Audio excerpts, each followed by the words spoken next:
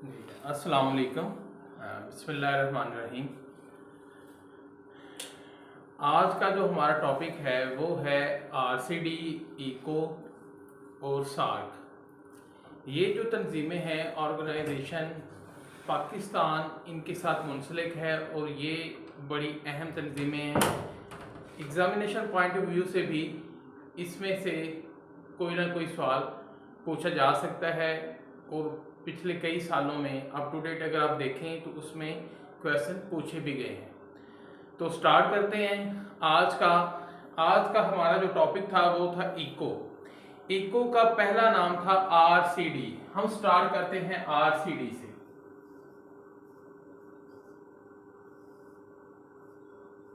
Oblique eco जी। RCD से मुराद था regional cooperation for development.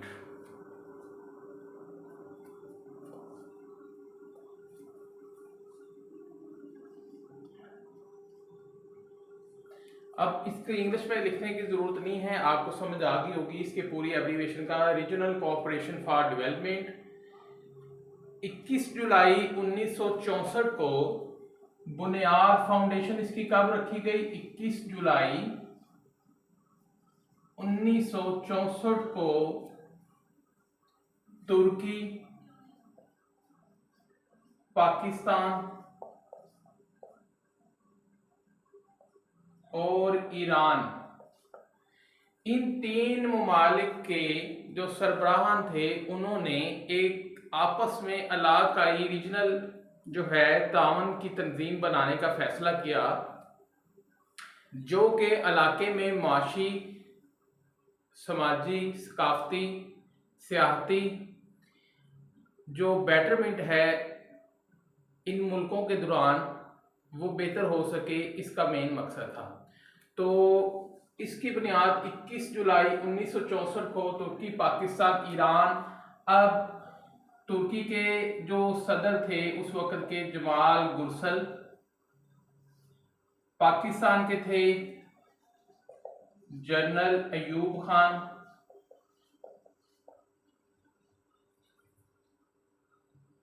अब इन तीनों, और ईरान के जो थे रजा शाह पहलवी।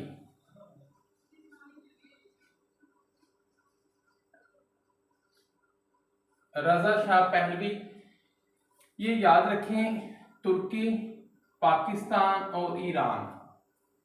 जैसे कि हमने पीछे कई लेक्चर के दौरान हमने ईरान के बारे में पढ़ा था कि ईरान में शहनशाहियत थी पाकिस्तान जब बना 1947 के बाद, और ईरान में उस वक्त जो बादशाह थे वो थे रजा शाह पहलवी, और ये टिल रहे हैं। सबसे पहला दौरा भी पाकिस्तान में इन्होंने किया था 1950 में, मार्च 1950 में पाकिस्तान का पहला दौरा किया, और ये 1979 तक ईरान के बादशाह रहे हैं। ये डेट आपने याद रखनी है। 1979 में इनकलाब आया था, तो उसके बाद ये लंदन चले गए थे, बाहर के मुल्क इनको भेज दिया गया था जबरी तौर पे। तो इन तीनों जो सरबराह मुमलिकत थे इन्होंने इलाकाई तावन की एक तंजीम की बुनियाद रखी 21 जुलाई 1964 को। इसका जो हेडक्वार्टर था वो था तेहरान में पहले, आरसीडी, ठीक है, बाद में इको। अब इसके कुछ मकासद थे, पहले हम वो बयान करते हैं इसके मकसद क्या थे, मकासद क्या थे। ऑब्जेक्टिव मकासद इस तंजीम के ये थे कि आपस के जो तीनों ममालिक हैं इनके दरमियान मुआशी, इक्तसादी, समाजी, सियासी और जो ज़राए अबलाग हैं इन शोबों को फ़रोग देना, उनकी तरक्की के लिए काम करना, मिलजुल कर काम करना, ये इनका मेन एजेंडा था। इसके अलावा इनके जो मकासद थे उनमें ये भी चीज़ शामिल है कि ज़राए रसल और रसाइल बेहतर करना, ट्रांसपोर्ट की सहूलियात पहुँचाना, रेलवे का इंतज़ाम बेहतर करना, और तीनों जो ममालिक हैं ये रेल के ज़रिए, पाकिस्तान ईरान के साथ, ईरान तुर्की के साथ बजरिया रेल जो गुड्स हैं अशिया हैं ये एक दूसरे के मुल्कों में, तीनों ममालिक में भेजी जा सके, मंगवाई जा सके। इसके अलावा तीनों ममालिक की जो फ़ज़ाई सर्विस है वो बेहतर की जा सके, उनकी जो फ़्लाइट्स हैं वो ज़्यादा की जा सकें। इसके अलावा सियाहत को फ़रोग़ देना था, मेन एजेंडा था। सकाफ़ती तलीमी जो शोबे हैं उनको बेहतर करना था, साइंसी टेक्नोलॉजी ये जो थी चीज़ें इनको भी फ़रोग़ देना था। ये इसके मेन मकासद थे। अब लिखने की ज़रूरत नहीं है क्योंकि हमने थ्योरी वहाँ नहीं लिखनी, सिर्फ हमने क्वेश्चन आना है, उसकी सिर्फ डेट हमने मेंशन की करनी है। ये जो इको और सार्क हैं इनमें से सिर्फ वो डेट पूछता है कि ये कब कॉन्फ्रेंस हुई या इसकी डेट कब है, ये कब बनी, कब वजूद में आई, इस तरह के क्वेश्चन आते हैं। अब आपको मकासद का समझ लगी है कि नाम से ही पता चल गया है कि ये इलाकाई तावन की तंजीम है फॉर डेवलपमेंट, बेहतरी के लिए मुख्तलिफ शोबों के अंदर, ज़राअत के अंदर, सियाहत के अंदर, सकाफत के अंदर, तलीमी मैदान में, टेक्नोलॉजी के मैदान में, सनती मैदान में, ये पूरे तावन करती थी तीनों ममालिक के अंदर। तीनों ममालिक आपस में बाहम जुड़ गए थे, मिल गए थे और इनकी मुश्तरका जो थी। इसके अलावा एक और पॉइंट भी है वो ज़हन में आ गया कि मुश्तरका बहरी बेड़े जो थी वो तैयार करना। पाकिस्तान, ईरान और तुर्की बजरिया समुंदर अपने जो गुड्स हैं, अशिया खिदमात हैं, वो बजरिया बहरी बेड़े, मुश्तरका बहरी बेड़े भी बनाएं। तो ये इसके एजेंडे थे। अब एजेंडा यानी कि मकासद, ऑब्जेक्टिव थे। अब इसके बाद आ गया इसके अदारे।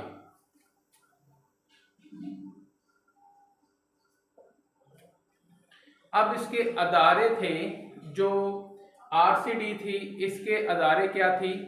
वज़राए खारजा की कौंसल। सबसे पहला अदारा जो था वज़राए खारजा की कौंसल। उसके बाद था मनसूबा बंदी की कौंसल, यानी कि प्लानिंग कौंसल थी कि जो प्लान करना था मुआशी तरक्की के लिए, समाजी तरक्की के लिए और सियासी तरक्की के लिए तीनों ममालिक ने, उसकी ये कौंसल थी। उसके बाद मुस्तकिल कमेटियां थीं, मुस्तकिल कमेटियां। उसके बाद सेक्रेटेरिएट था और इसके अलावा सकाफती अदारा था। ये तकरीबन 5 और 6 अदारे थे आरसीडी से मुंसलिक, जिनके ज़िम्मे मुख्तलिफ जो काम थे, शोबे थे, वो उनके अंडर थे। और वज़राए खारजा की जो मीटिंग्स होती थी साल में एक दफ़ा लाजमी थी। अब ये जो आरसीडी है ये 1964 तक बेहतरीन अंदाज से स्टार्ट हुई और 1979 तक 1979 तक बेहतरीन अंदाज में ये चलती रही और इससे बहुत ज़्यादा फ़ायदा हुआ तीनों ममालिक का। पाकिस्तान, ईरान और तुर्की के अंदर बहुत सारे मनसूबाजात शुरू किए गए। ज़राए आमदोरफ्त जो थी, सड़कें, रेल्स, इनको बेहतर किया गया। डाक और टेलीफोन के जो रेट्स थे उनको कम किया गया। इसके अलावा जो वीज़ा की पाबंदियाँ थी वो नरम की गई और जो आपस में दरामदात और बरामदात थी उनको बेहतर किया गया। इसके बहुत सारे फ़ायदे हासिल हुए पाकिस्तान को भी ख़ास तौर पे।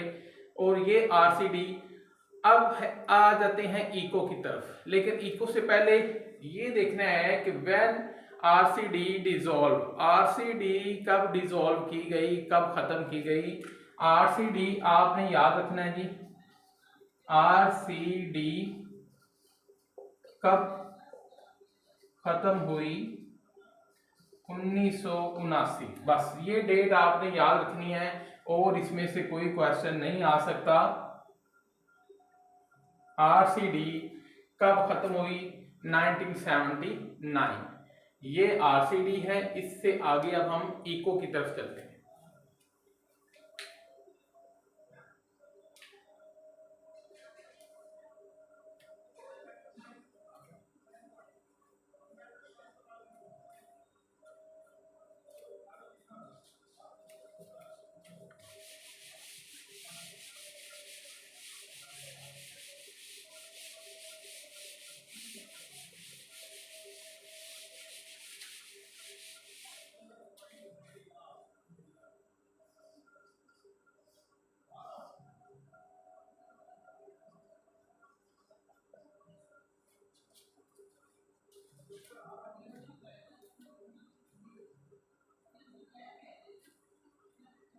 अच्छा जी, आरसीडी में कुल कितने ममालिक थे? How many countries in RCD का क्वेश्चन आता है तो there are 3 countries in RCD, कि आरसीडी में 3 मुल्क थे। अब आ जाते हैं इको की तरफ। अब आरसीडी जैसे कि मैंने आपको बताया है कि ये 1979 को ये ख़त्म हो गई। जो मेम्बरान थे ये क्यों ख़त्म हुई, इसके पीछे रीज़न ये थी कि 1979 को जब ईरान के अंदर इनकलाब आ जाता है, इमाम ख़मीनी जो सरबराह बन जाते हैं, तो वो आरसीडी से निकल जाते हैं, जिसकी वजह से आरसीडी को डिज़ोल्व कर दिया जाता है और 1979 में आरसीडी ख़त्म हो जाती है। अब आते हैं इको की तरफ। 1985। अब इसकी बुनियाद 1985 में जो तीनों ममालिक हैं, तुर्की, पाकिस्तान, ईरान, ये मिलकर ये फैसला करते हैं कि आरसीडी का नाम चेंज कर दिया जाए। आरसीडी का नाम तब्दील करके इको रख दिया जाए और एक नई तंजीम बनाई जाए जिसको इको का नाम दिया जाए, इकोनॉमिक कोऑपरेशन ऑर्गेनाइजेशन। ये भी इलाकाई तंजीम थी। जनूब मशरकी एशिया के जो ममालिक थे उनकी तंजीम थी। तीनों ममालिक जो ये बुनियादी रुकन है, तुर्की, पाकिस्तान और ईरान। अब आरसीडी का नाम बदल के इको रख दिया जाता है। कब? 1985। बस आपने जो याद रखना है 1985। आरसीडी कब बनी? 21 जुलाई 1964। बस 2 सवाल इसमें अहम है जो कि आपसे पूछे जा सकते हैं। इको 1985। अब इसके जो फाउंडिंग मेंबर थे वो तो 3। अब क्या हुआ कि 1992 में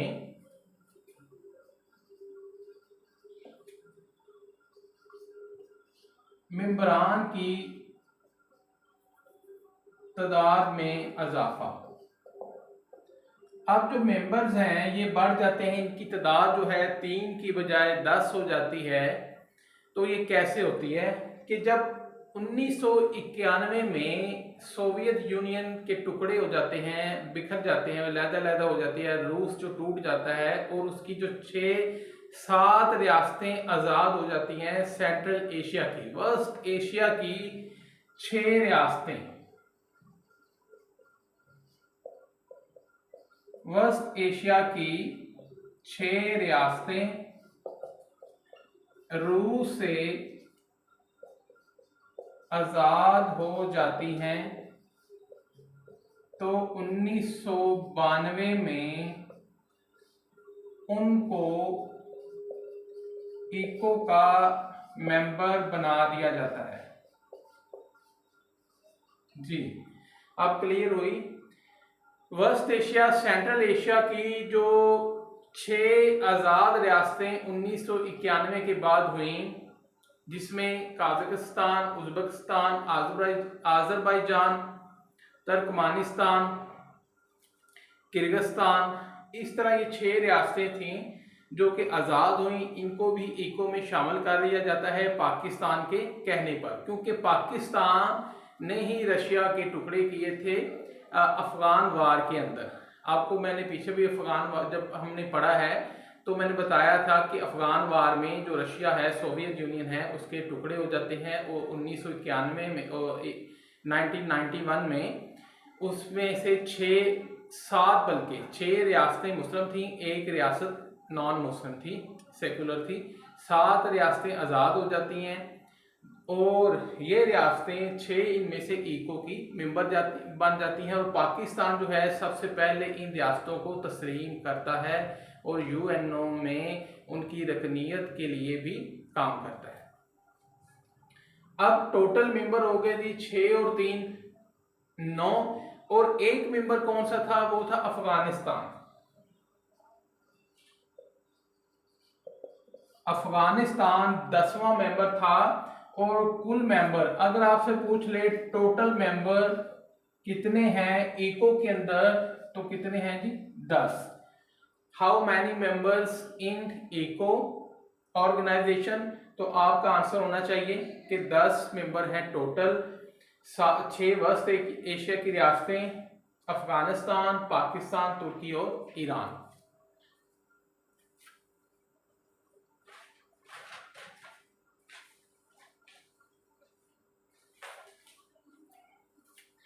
अब आ जाते हैं जी इको डे। इको डे चलिए 28 नवंबर को इको डे मनाया जाता है।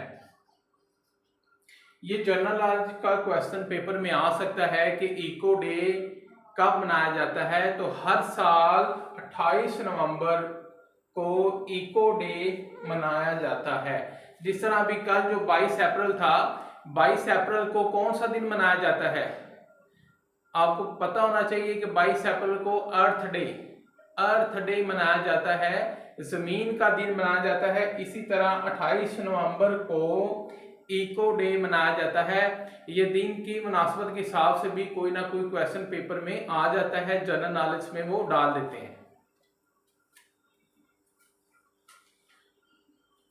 अब आ जाते हैं जी इसका हेडक्वार्टर इसका कहाँ है जी? तेहरान के अंदर, तेहरान ईरान में इको का हेडक्वार्टर है, तेहरान ईरान के अंदर है जी। ये आपने याद रखना है कि इको का हेडक्वार्टर कहाँ है? तेहरान ईरान के अंदर।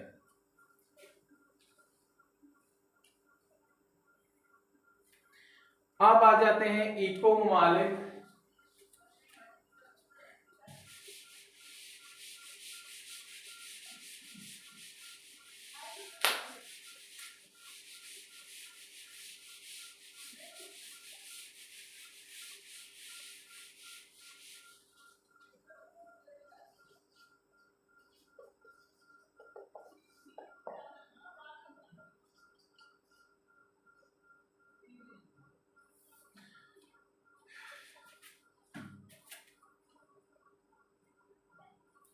इको की पहली कॉन्फ्रेंस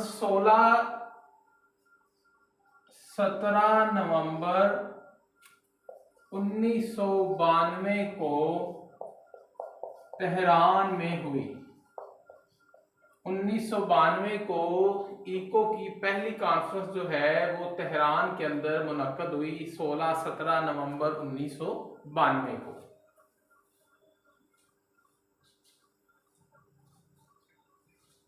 और दूसरी 1993 को इस्तांबुल तुर्की में, 17 नवंबर मैंने लिख दिया है, यहाँ फरवरी कर लें। 17 फरवरी 1992 को तेहरान के अंदर।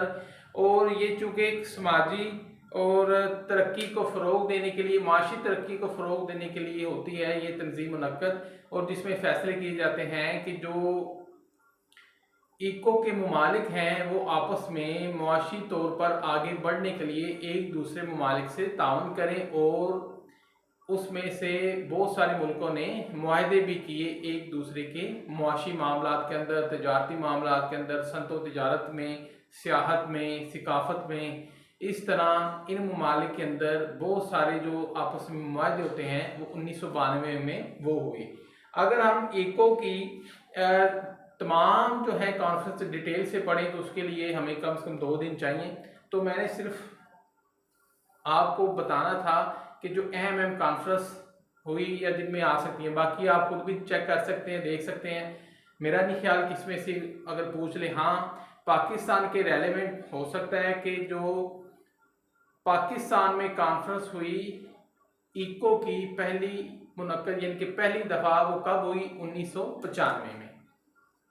1992 में पहली, दूसरी कॉन्फ्रेंस हुई तुर्की इस्तांबुल में 1993, और तीसरी कॉन्फ्रेंस हुई 1995 इस्लामाबाद में, पाकिस्तान।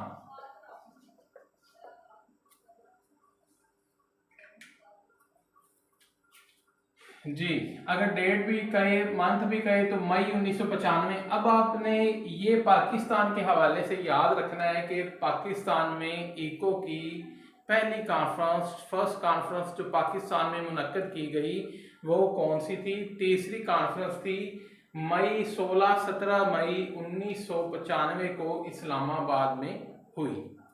इसके बाद आ जाते हैं जी तीसरी के बाद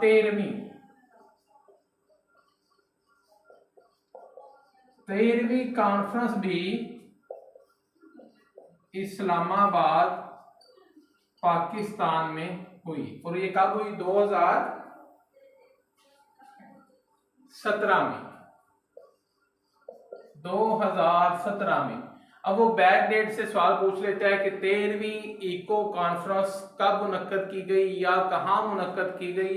ये दो सवाल वो पूछ सकता है दो तरीके से कि 13वीं कॉन्फ्रेंस इको की 13वीं कॉन्फ्रेंस 13 कॉन्फ्रेंस कहाँ मुनक्कद की गई। वो 4 ऑप्शन दे देगा, इस्लामाबाद, कागजस्तान का दुशंबे दे, अलमाती दे दे या तुर्की इस्तांबुल दे दे। वो कोई 4 ऑप्शन दे सकता है। तो आपको अपने ज़हन में रखना है कि इस्लामाबाद तीसरी और 13वीं। और टोटल कितनी कॉन्फ्रेंस हुई थी, ये सवाल अहम है कि इको की टोटल कॉन्फ्रेंसेस कितनी हैं। इको की टोटल कॉन्फ्रेंस आज तक जब से ये वजूद में आई है 1985 से लेकर टिल 2024 तक इसकी टोटल कितनी कॉन्फ्रेंसेस हुई हैं? तो 15, याद रखना है 15।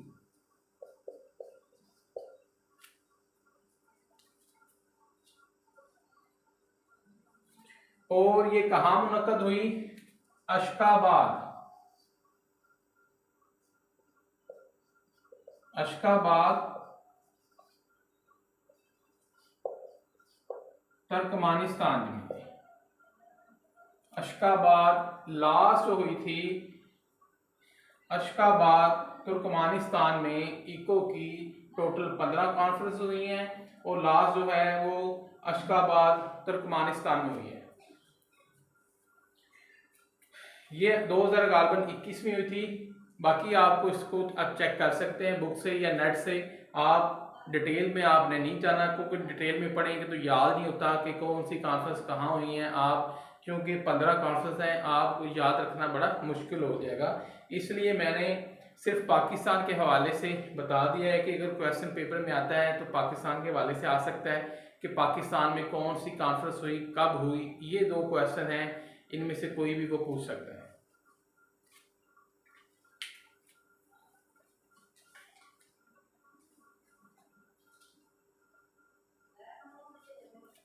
जी, अब हम चलते हैं जी अपने नेक्स्ट टॉपिक की तरफ, इको के बाद सार की तरफ।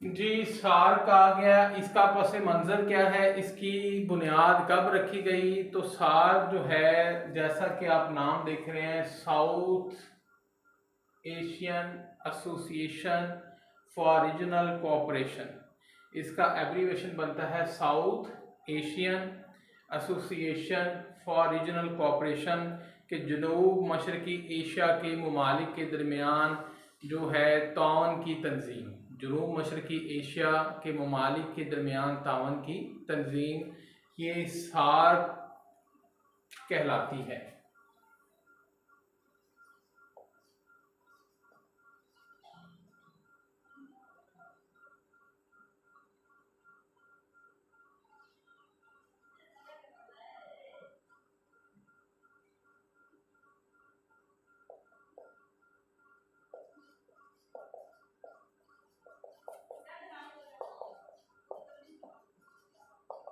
यानी कि अगर आप उर्दू में इसको लिखना चाहें, साउथ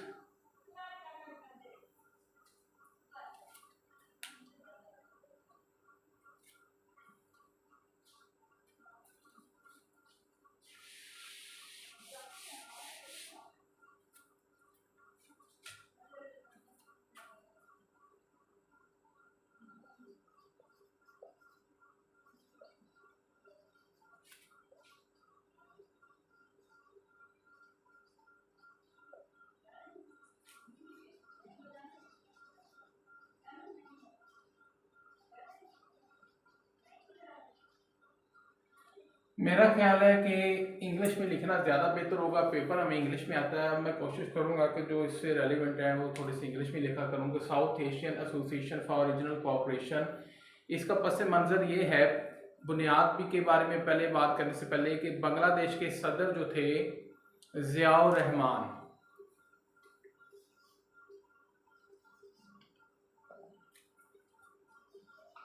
बांग्लादेश के साबिक सदर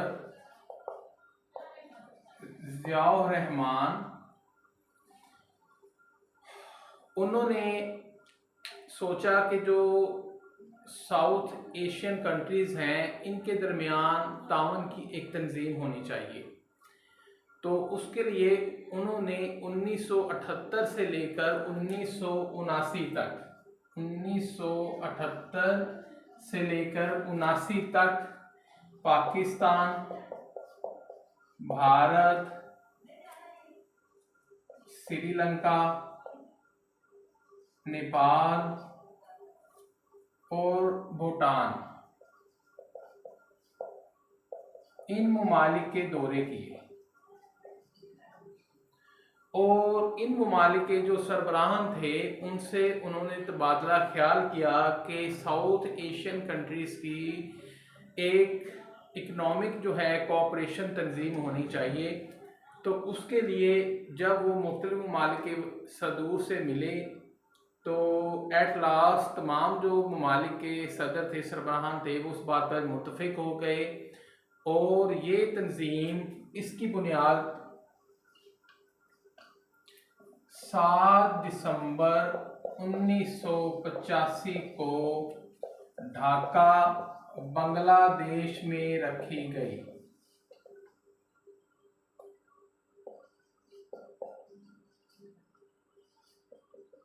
जी, यहाँ क्लियर हो गया कि इसके रूहे रवान जो थे वो सदर थे, साबिक सदर ज़ियाउर रहमान। ज़ियाउर रहमान जो साबिक सदर बांग्लादेश के थे, उन्होंने इस तंजीम के बारे में सबसे पहले सोचा था और 7 दिसंबर 1985 को काफ़ी सालों की गुफ्तो शनीद के बाद, आपस में तबादला ख्याल के बाद 7 दिसंबर 1985 को इस तंजीम की बुनियाद रखी गई, ये वजूद में आ गई ढाका, बांग्लादेश के अंदर।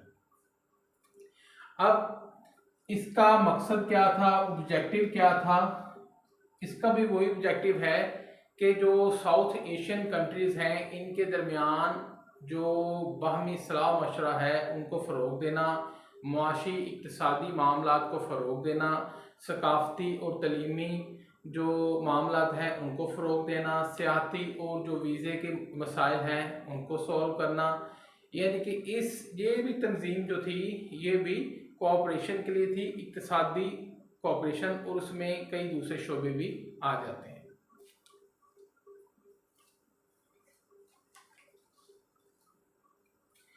उसके बाद है जी इसके शोबाजात थे, ज़रई मकासद थे, इसके अलावा इसके मकासद थे बहबूद आबादी के जो मसाइल थे, बढ़ती हुई आबादी उसको, उसके अलावा मौसमियात था, माहौलियात था, तलीम थी, ज़राअत थी, बैंकिंग थी और सनती अदारे थे। इस तरह के तकरीबन 7-8 जो शोबे थे जिनमें तरक्की के लिए ये तंजीम बनाई गई थी और इन शोबों को फ़रोग़ देने के लिए, तरक्की को फ़रोग़ देने के लिए आपस की जो टेक्नोलॉजी है एक दूसरे ममालिक की, और ख़ास तौर पे जो गरीब मुल्क थे, थर्ड वर्ल्ड कंट्रीज़ थे, जैसे कि श्रीलंका, नेपाल, भूटान, उस वक़्त के जो कमज़ोर मुल्क थे उनको तरक्की देने के लिए ये तंजीम बनाई गई थी। इसके बाद आ जाते हैं जी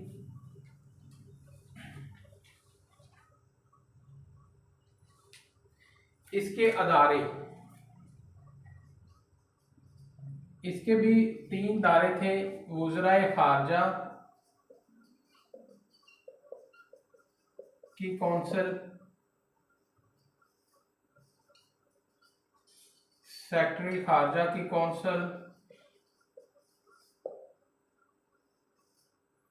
और तीसरा जो अदारा था वो था सरबराही इजलास।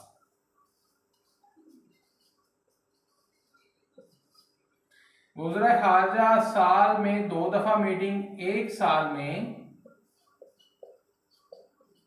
2 दफ़ा मीटिंग इन्होंने लाजमी करनी थी और सरबराही इजलास एक साल के अंदर साल में एक दफ़ा। और सेक्रेटरी ख़ारजा ये गाहे बगाहे जब मर्जी मामलात पे जो इश्यूज थे उन पे ये बातचीत कर सकते थे। और सरबराही इजलास साल में एक दफ़ा ज़रूर मुनक्कद किया जाना था। ये सार का पस मंज़र था, ये मकासद थे और ये इसके अदारे थे।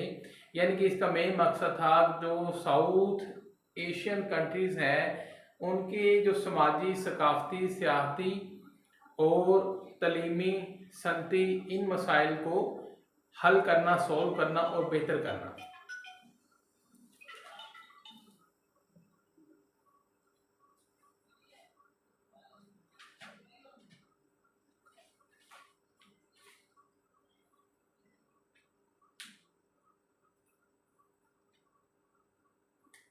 अब जैसा कि इसकी तंजीम की जो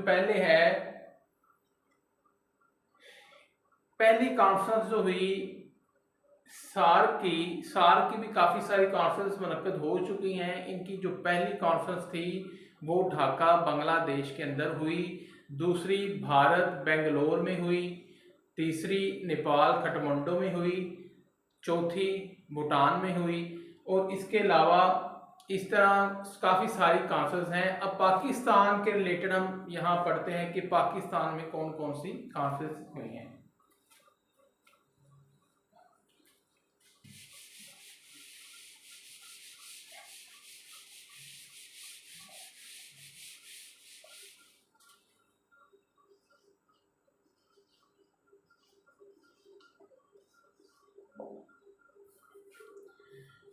चौथी सार्क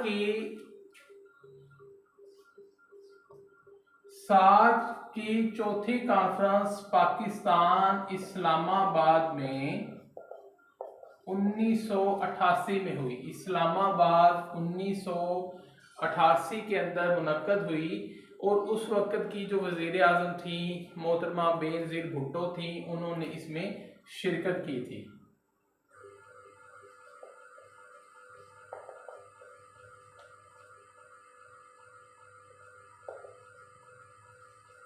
जो आपके रेलेवेंट है, ये जो आपने याद करना है, अभी सवाल को पूछ लेता है कि पाकिस्तान में कब जो सार्क कॉन्फ्रेंस पहली बार मुनक्कद की गई, तो 1988 आपका आंसर होना चाहिए। और अगर वो पूछ ले कि कहाँ मुनक्कद की गई, तो इस्लामाबाद। इसके बाद 12वीं कॉन्फ्रेंस 2004 में ये भी इस्लामाबाद में मुनक्कद की गई। 2004 में शौकत अजीज उस वक़्त के वज़ीर आज़म थे।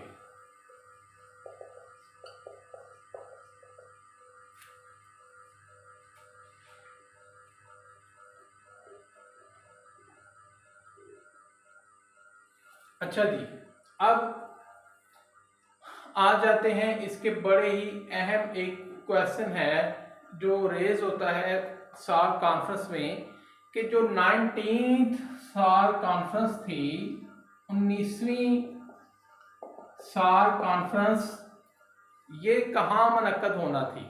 तो ये इस्लामाबाद पाकिस्तान में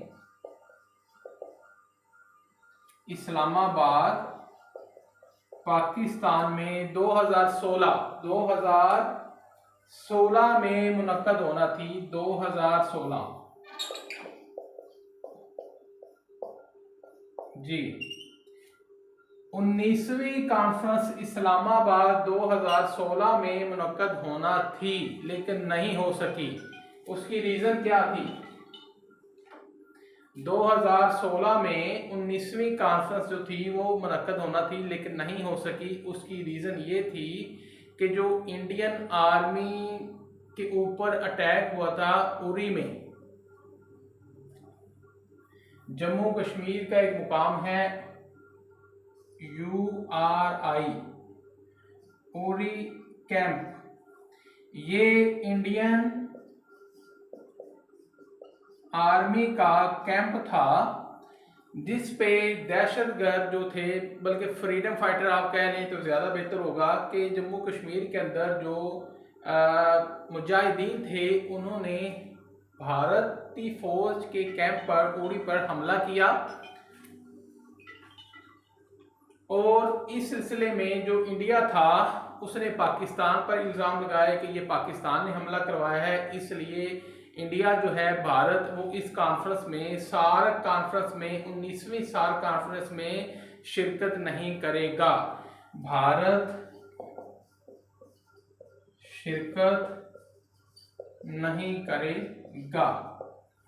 और इसने साथ श्रीलंका, अफगानिस्तान, भूटान और मालदीव को भी रोक लिया कि पाकिस्तान में जो सार्क कॉन्फ्रेंस होनी है उसमें शिरकत ना करें। क्लियर हो गया जी। और ये टोटल जो इसकी है ये 19 ही हुई है जी। 19 टोटल जो कॉन्फ्रेंस हैं इसकी ये 19 हुई हैं अभी तक। लेकिन जी ये था आज का सार्क कॉन्फ्रेंस के हवाले से अहम क्वेश्चन जो पूछे जा सकते हैं। तो आज का लेक्चर ख़त्म होता है। अगर कोई क्वेश्चन है तो आप कर सकते हैं।